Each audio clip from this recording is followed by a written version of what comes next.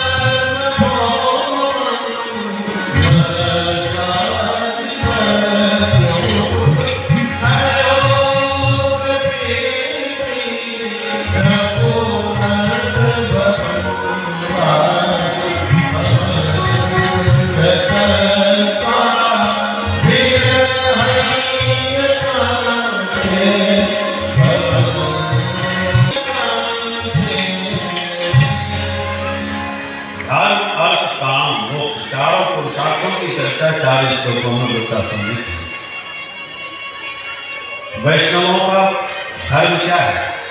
दासान दासों भविष्यासी। हे प्रभु, आप अपना दास न बनाओ तो अपने दासों का ही दास हमको बना लीजिए।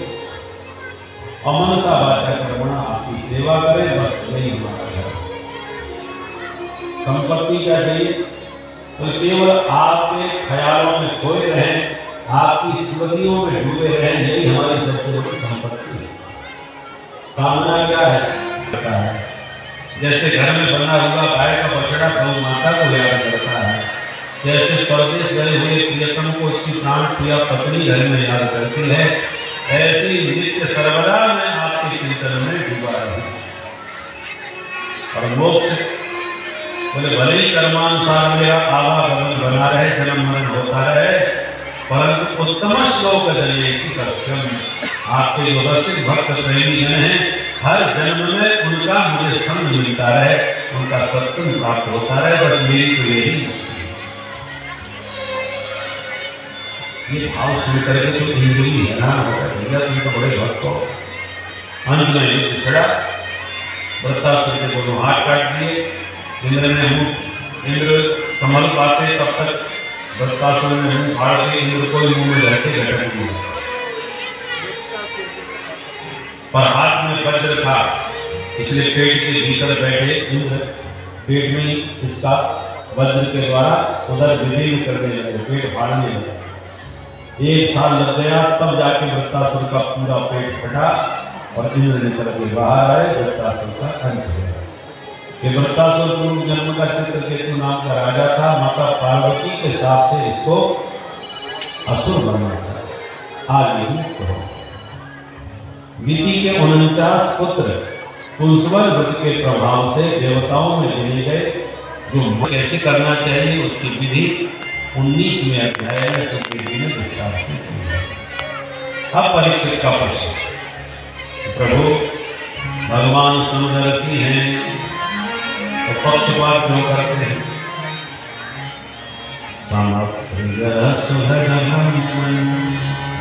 भूतानां भगवान् स्वयं इंद्रस्याते कथं चेत्त्वम् अवधीर्यता।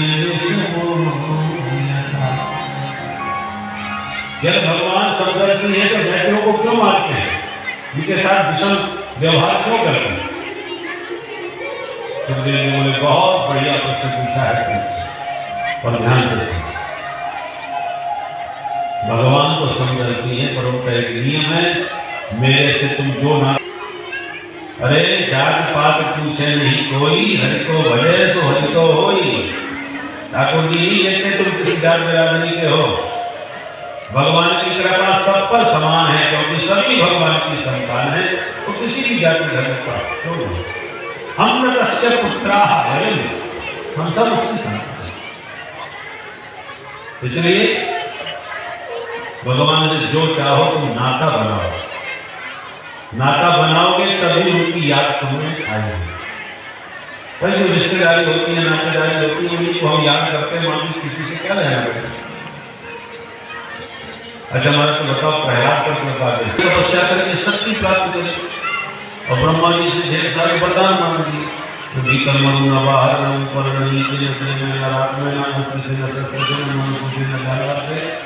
आपकी बनाई सृष्टि में किसी प्राणी से न मरो, 12 महीने से किसी महीने में नहीं। ब्रह्मा जी बोले भैया ऐसा मांगने वाला कहीं बार नहीं, पर चल तेरे जैसा तब किसी ने नहीं किया, इसलिए मैंने दिया। और जब शक्ति इसको प्राप्त हो गई, वरदान प्राप्त हो गए, तब इसने फिर आत्म है सारे देवताओं को बंधन बना लिया, वरुण से पानी भरवाया, इंद्र से घर का पहुंचा लिया। शक्ति परेशान पर पीड़ित है। दुष्टों के हाथ में जब शक्ति आती है तो पर पीड़ा के लिए ही होती है। इसलिए राक्षसों में कभी शक्ति का संवर्धन नहीं होने देना चाहिए, क्योंकि असुरों की शक्ति बढ़ेगी तो सज्जन ही सताएगा, और सज्जनों की शक्ति बढ़ेगी तो सभी सुरक्षित रहेंगे, क्योंकि सज्जनों की शक्ति पर रक्षा के लिए होती है। इसके 4 पुत्र थे, उनमें सबसे छोटे प्रहलाद। पर प्रहलाद जी को भी बचपन से ये ग्रह लग गया, कौन? कृष्ण ग्रह ग्रहीतात्मा न वेद। कृष्ण रूपी ग्रह में प्रहलाद जी को कृष्ण दिया। 24 घंटे गुरु के प्रेम में डूबे रहते, कभी अकेले